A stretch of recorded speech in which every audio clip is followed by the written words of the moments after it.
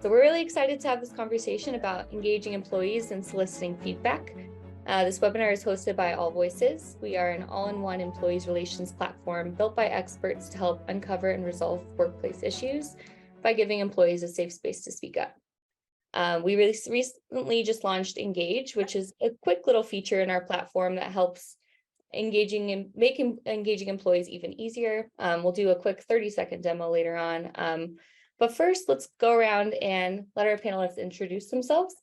Please include your pronouns, role, the work you do at your company, and how you answered this question when you were younger. What do you want to be when you grow up? I'll start. I'm Allie. I am a products marketing manager here at AllVoices, she, her. And when I was younger, I wanted to be an actress. Jane, I'll pass it to you, and then if you don't mind passing it on afterwards. Well, with your personality, I'm surprised you're not an actress. My name is Jane Turner, she, her.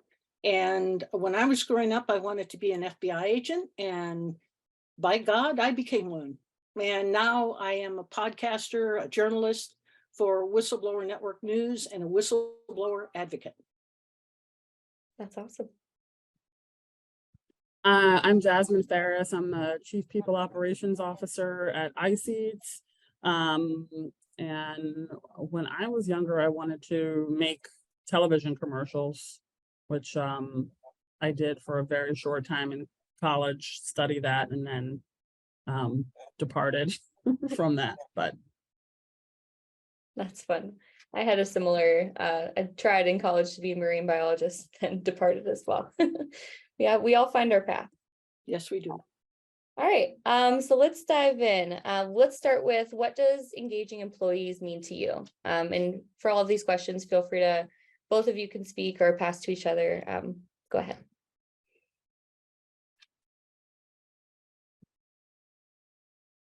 Okay, I could start. So I think, there's a lot of different ways in which I think people define employee engagement. At iSeatz, really for us, it is a focus on building a culture that people feel excited about coming to work every day, understand, the purpose and overall vision of the organization, and then how their work, is inextricably linked to that. Right. And then I think there's, a number of things that cascade down from that in terms of like interpersonal relations with their direct supervisor and their peers, access to information, timely feedback. But the big umbrella is really culture development. And that's, the cornerstone of our entire employee engagement strategy. Well, my experience, I was spent 25 years in the FBI as a special agent, and it was a totally dysfunctional relationship. Everything that you probably are going to talk about in a negative concept is what I experienced in the FBI. And as a whistleblower, most people don't start out to be whistleblowers. They just try to bring it to the attention of management, something that they see as wrong, and they don't even refer to themselves, the majority, as whistleblowers. And then, of course, it goes sideways quickly because the management engages in a negative way. And that results in all kinds of things: mobbing, intimidation, harassment. And we can get into that a little later if you want, what caused the dysfunction.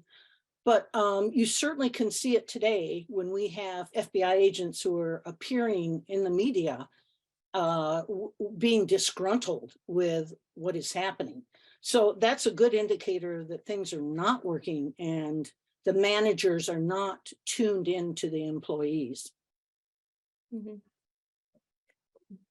Kind of going along with that, how do you think leaders can effectively communicate with their employees to foster their engagement, to help improve that? Are you coming back at me? Either one. Okay. Whoever has an answer for any of these can speak up. Well, I'll take that one. The problem I experienced in the FBI was the fact that if you brought a problem to management, the whole idea was don't embarrass the Bureau. As you go through the training academy, that's the number one thing that is pounded into you. Don't embarrass the Bureau. So if you bring up anything that might embarrass the Bureau or a company, chances are that you may get retaliated against, which is not a good way to go. And I deal with, in the last 23 years, I have worked with whistleblowers since I left the FBI. So I see this played over and over again, where management does not respond in a manner that they should. And in fact, they become very punitive. Every whistleblower I deal with, that is what has happened, is punishment comes down instead of trying to fix a problem. Sometimes they're not major problems. It's just that they don't want to fix them. Any thoughts from you, Jasmyn? Yeah, I think, for us, transparent and timely communication is one of the, 7 sort of tenets of our workforce engagement strategy. So, we aim to communicate to our team members in as real time as possible, and then in between with a regular cadence that they can count on, right? So we have a monthly all hands meetings where we provide business updates. We have a quarterly kickoff meeting where we review results. We have platforms that our team members can go and look at any point in time how we're doing as a business. And then we also use a number of tools to enable our leadership team to engage with their employees in one-on-one discussions, career development conversations, or just, blocker removal for whatever they're working on in that particular time. And, while I won't say, it's not a perfect system and there's probably some inconsistencies as there would be anywhere, I think, we do have a center of excellence around communicating directly in still what is, a relatively small organization. Mm-hmm. Kind of going along with that as well, what role do you think recognition and appreciation plays in engaging employees? And what are some practical ways to implement it, or that you've seen it implemented in the past? Well, I have certainly seen in the FBI where they provide you with awards and incentives, and you can, and promotions, which is very good. Unfortunately, where it's tainted, and I'm not being totally negative here, they have incredible people in the FBI, but where I saw it go sideways is usually with a good old boy system, which it was, it went to their friends or people that that were, considered the in group. And what that caused was low morale and people who were dissatisfied with how that award system worked. So you definitely don't want to go that way. Mm-hmm. Yeah, I agree with Jane, right? You have to, there has to be a programmatic aspect to how you deal with employee recognition and development. And within that program, there has to be controls that, don't allow it to become a foundation for any type of, nepotism or things of that nature. Employee recognition and development is another one of the sort of 7 pillars of our strategy. We have a peer-to-peer recognition tool that we use where our team members can give each other recognition for a job well done, and it gets kind of blasted out to our entire organization via Slack so that everybody can kind of see, and then we aggregate those and present them on our monthly all hands meetings in terms of, the ones that we feel like were the most impactful for that time period. We actually just hosted a hackathon at our company meeting in April.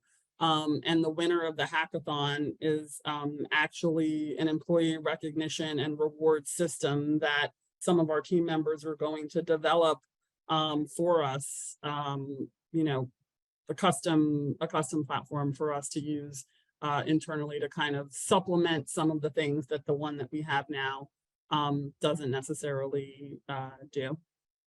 That's really cool that they see it as so important. They created a tool for it and that it's going to be used. That's really cool. That is really cool. I want to come work for that company. In the FBI, it was all secret. You never knew who was getting awards for anything because it was, as they say, on the down low.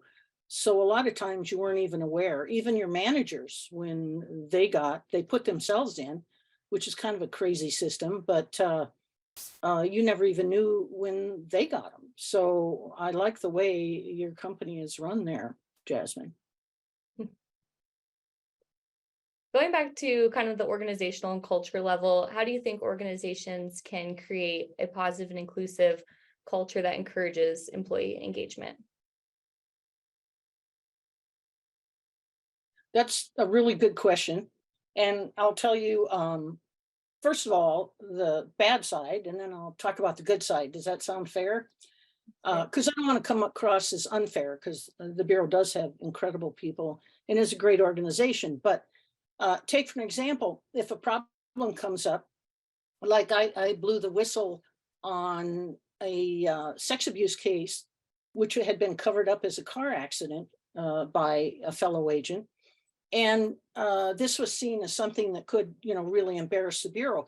And they did something which a lot of companies do. And I will say a lot, because I've seen it with whistleblowers from Apple, from Google, big corporations, banks, you mention them. And I've seen whistleblowers come out and say, what happens is instead of being rewarded for trying to make the organization better, they're penalized, and things happen like mobbing starts where the fellow employees are turned against you, gaslighting, marginalization, shunning, devaluing, double binding. These are all terms that have been researched and have come out about whistleblowing, blackballing, counter accusing, emotional and physical violence. Every single one of those happened to me as a whistleblower. And almost every whistleblower will say the same thing. So that is exactly opposite of how you want a company to operate. You want them to take your concerns and look at them and, incorporate some kind of answer for those concerns. Most of these employees who become whistleblowers are doing it because they want the organization to be better. And that's where they're coming from. It starts with that. They want to make it a better organization. Their heart is in their job, and it goes sideways. So Jasmyn, I can hardly wait to hear how yours does. Yeah, and Allie, sorry, just so initially you asked about inclusivity. Is that, I was very intently listening to Jane, and I want to make sure I remember your original question. Yeah, yes. How can organizations create a positive and inclusive culture that encourages employee engagement? So kind of similar to your Cheers for Peers, I'm assuming, kind of system, and then the new system they're developing. Are there ways that the organization encourages and helps create that positive, inclusive work culture? Yeah. So I think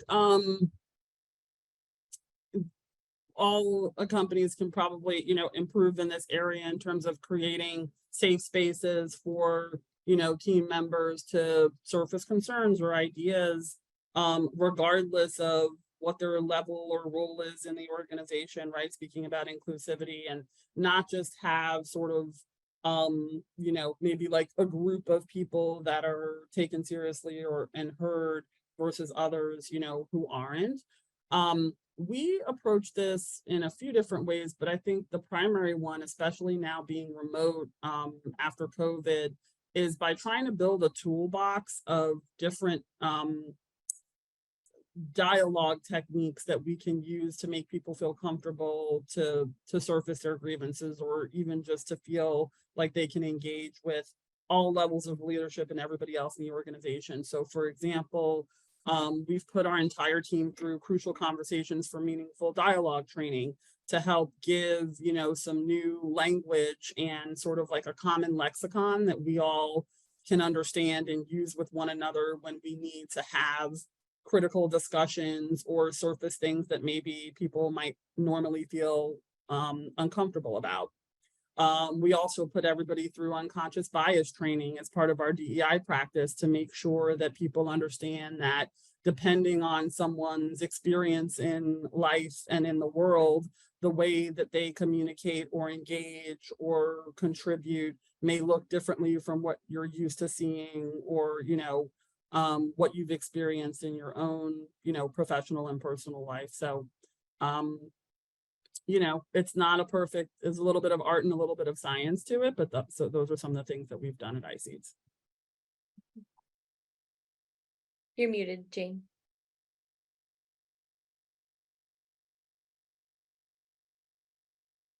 So Jasmyn, have you ever had a whistleblower in your organization? I don't think we've certainly had people who, have surfaced things to us that they felt like needed to be addressed. But, I don't think I would, not in sort of the formal definition of whistleblowing since I've been there. Because of course, the first thing that happens, the first action that usually the executive team or managers take is to deny and then attack and reverse the victim and the offender role. Obviously, that does not happen in your company. Yeah, I don't think so anyway. So, again, we're, obviously an order of magnitude smaller than the Bureau in terms of the number of people that we have. But yeah, I think, look, our CEO our founder is still our CEO. He personally, knows every single person in the organization. I think we have a really, especially prior to COVID, we were all together in an office in New Orleans every day and built a lot of, trust capital, I think, and relationships. But certainly we do not have a leadership culture of, silencing grievances or, tamping things down that need to be surfaced and addressed. I would say, I feel confident in that. Yeah, it sounds like your company works very hard to create a great culture of encouraging people to speak up. So I am curious, with that, what are some effective strategies that you've either experienced or seen for soliciting employee feedback to improve that engagement? Or in other words, how do you get feedback from your employees? Yeah, so a number of different ways. So first, we send out anywhere between 2 and 4 pretty large scale employee engagement surveys every year. Some of those are related to like the Best Places to Work awards that we apply for and get sent through a third party. And then sometimes, we send them on our own, depending on how many of those we send out. And we have a pretty rigorous process for analyzing that data. So we pay for the data that we get back from those, and we manually transfer it into something that we call our employee engagement dashboard. It's basically a heat map of focus areas to see how we're doing in the major areas that impact employee engagement. So that way we can make sure that, we're not just looking at like a raw score of, 85 or 90 that may be being driven by areas where we're already doing well, staying good, or getting better, but the things that we need to focus on are still lagging behind, right? So we have to really drill down into those questions. Each question gets categorized and then gets given its own score. And then we action plan how to move the red items on the heat map to yellow and then to green over a period of time, with really kind of intentional action plans by leader or by group, depending on where the issues lie. And then we also do pulse surveys, just kind of like daily or weekly, just like, how are you feeling today? Do you feel like you have the tools you need to do your job? Are you, getting along well with your peers? Would you recommend somebody to work at iSeatz given, all the information you have? And so we also have an ENPS, metric that we track. And we aggregate all that data and look at it with a regular cadence to make sure that we're addressing the needs of our team members. That's great. I'm curious if you have remote employees, and if you do, how that works with kind of engaging them from afar. Yeah, we do. So so prior to the pandemic, like I said, our office is headquartered in New Orleans. 90% of our full-time staff worked out of that office. We had a handful of remote employees even before the pandemic. And then in March of 2020, we closed our office like everybody else did. And, we made a pretty early decision that unless, some really impactful data showed us otherwise, that we were going to maintain our remote first work culture for the foreseeable future. And what that allowed us to do, unlike a lot of companies who spent time and energy calling people back to the office and then changing their mind and then calling people back to the office and then changing, right? That takes reps and resources and time, that we decided to invest those things into making a really great remote first structure, right? So that included everything from, okay, how do we support our team members' home offices so that they're comfortable, engaged, and technically capable of doing their job? So we sent out, sit-stand desks and monitors, or, gave people stipends to sort of get their home office into place. We also upped the frequency with which we were doing our all hands meetings and other gatherings virtually, so that people felt connected to the business and understanding, what was going on with the business there. We invested in different technology for connection. So we deployed a new platform called Lattice, where everybody can see everybody else's objectives and key results, and look at the sort of quarterly report card of how we're doing, record one-on-one meetings and action items. It's integrated with Slack. And so just trying to have, tools that speak with one another, upgrading sort of like our Google Meet recording capabilities, and just, low-hanging fruit really that we felt like we could do relatively easily to keep the team connected.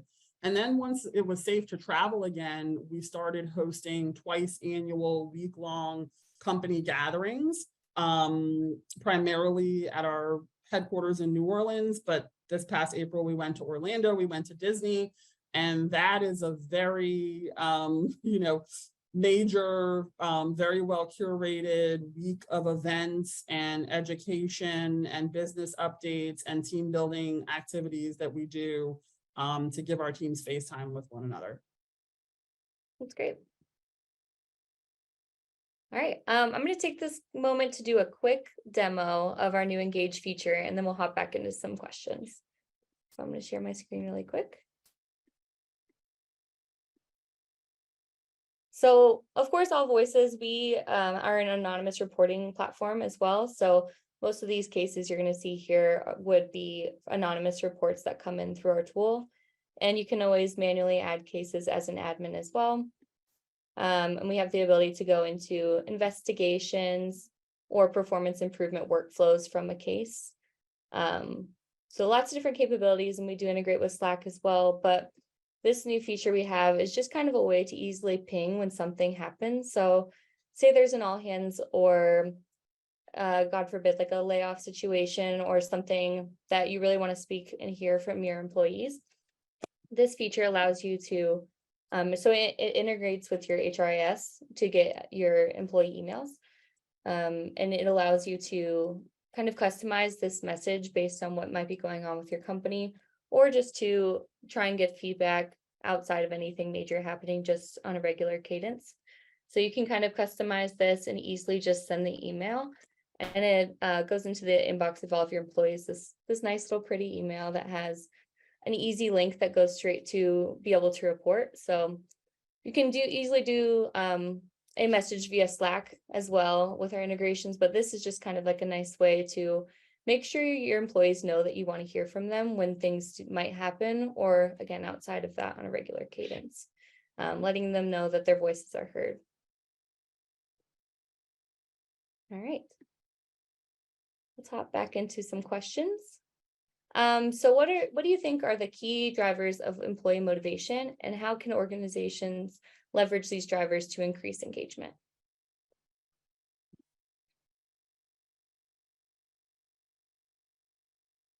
Jane, you're on mute. Jane, you're on mute. Yes, it's kind of like the psychological drivers that you have to be recognized for your personhood and get that feedback. I really like what you set up there.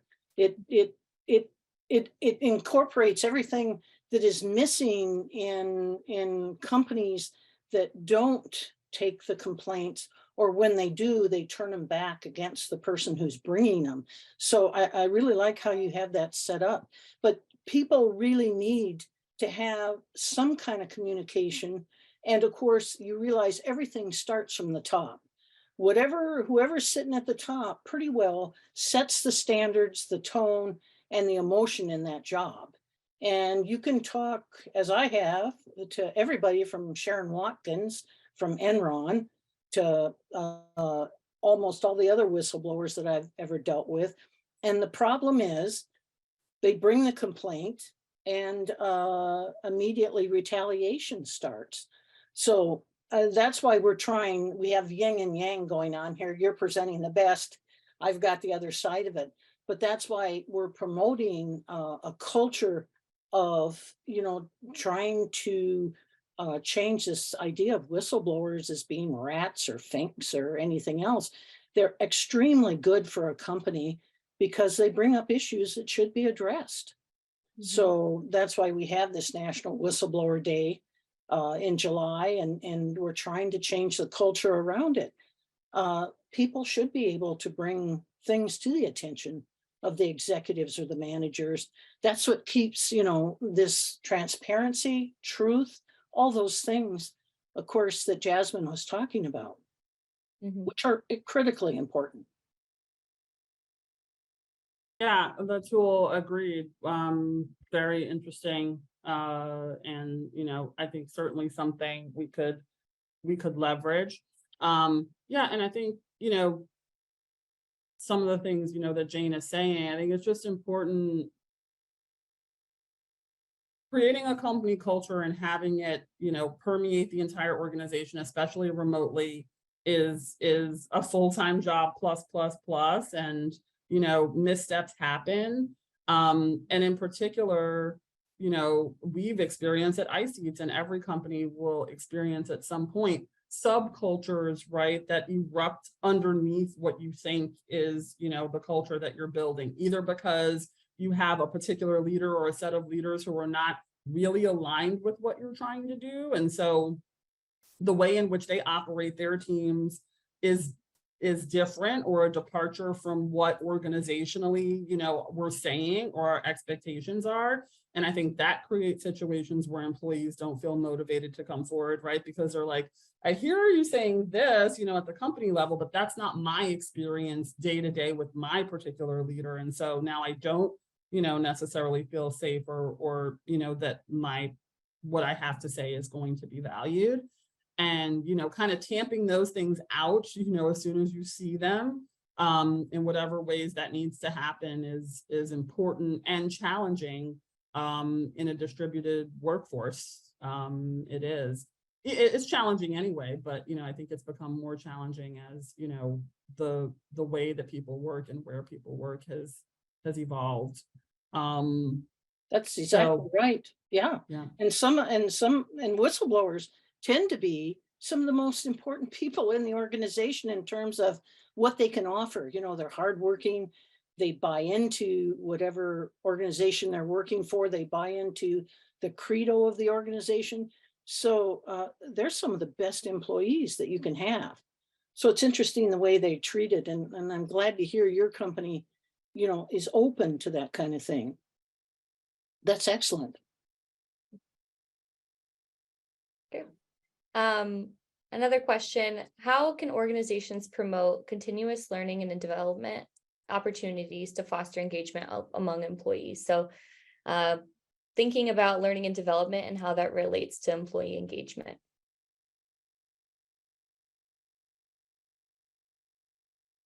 Yeah, so this is something, we've spent, we had areas of opportunity here, I would say, several years ago in terms of our approach to professional development, consistency, again, across teams. I think that there were, some individuals on our teams who really felt like very clear and supported in terms of gaining new knowledge, whether that be through some sort of a course or certification, or attending, an event, or even just being able to partner up with somebody else in the organization and, sort of have a mentor.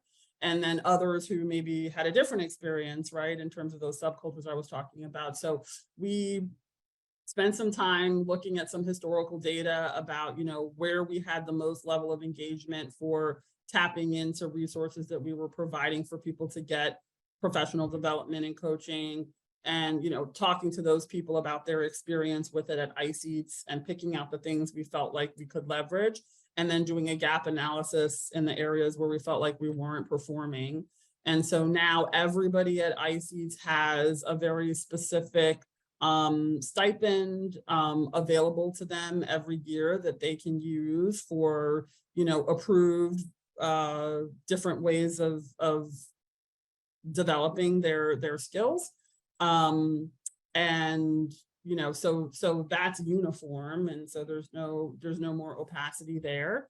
And then we also have some high potential team members who we've worked with to develop individual development plans that sort of plot out a 3-year track for them to get from A to B to C in terms of what their aspirations are, the skills that we feel like they need to develop in order to meet those aspirations, and areas where they may need to focus a little bit more or spend a little bit more time in their current role before they would be ready.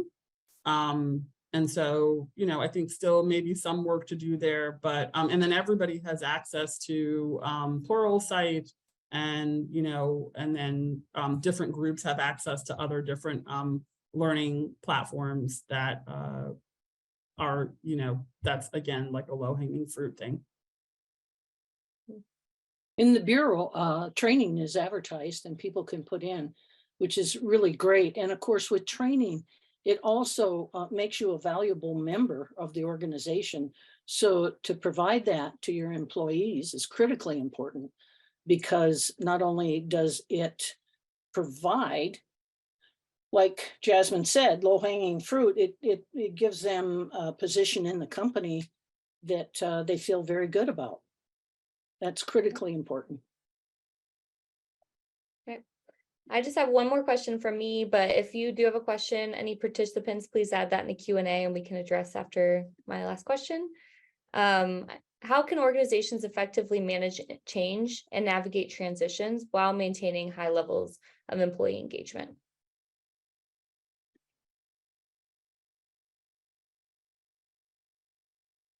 I think organizations have to be quick on their feet. They have to be willing to change.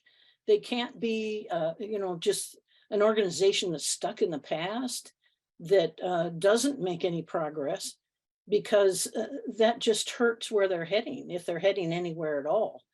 And here again, yin and yang, but the FBI always seems to be stuck to that concept of don't embarrass the Bureau. There's not a lot of transparency, and that hurts them in the long run. So it's good if an organization can really keep up with the times, progress with their employees. That's very healthy. Yeah, agreed. I think change management is, something you can really,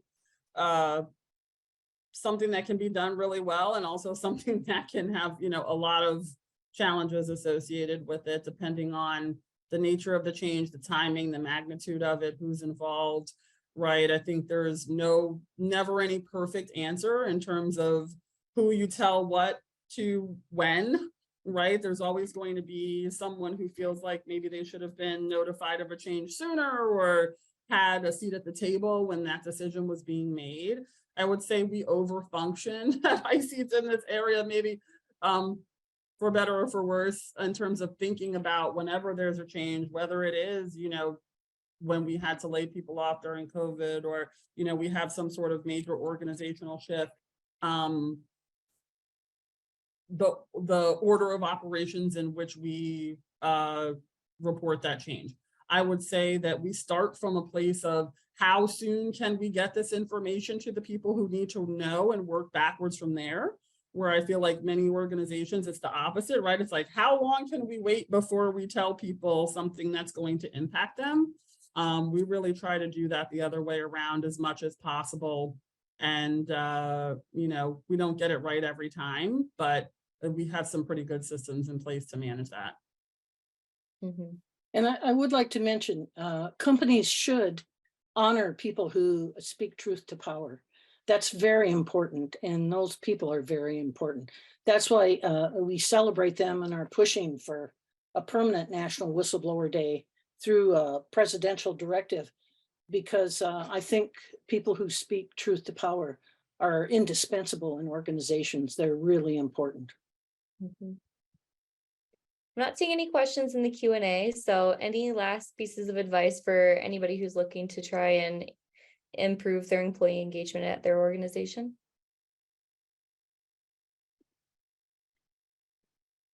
Here again, I'd say honor those who speak the truth to, the management, and don't punish them. That's not a good thing at all. Yeah, and I would say, a strategy, your employee engagement strategy doesn't have to have, 25, pillars and sub pillars and be super complex. It just needs to be intentional, consistent, and clearly communicated, so that the team members understand what it is you're trying to do. And therefore they can have a platform to give you suggestions and feedback about what they feel like might be missing, and to focus attention on executing well versus executing more. Great. Well said. All right. Well, thank you both for your time, and thank you participants for joining. This webinar was hosted by AllVoices again, the easiest way to resolve and prevent workplace issues by engaging employees and giving them a safe space to speak up. Thank you, Allie. Yeah. Thank you. Keep an eye out for Nice to future meet you, webinars. Jane. Pleasure, Jasmine. Thank you.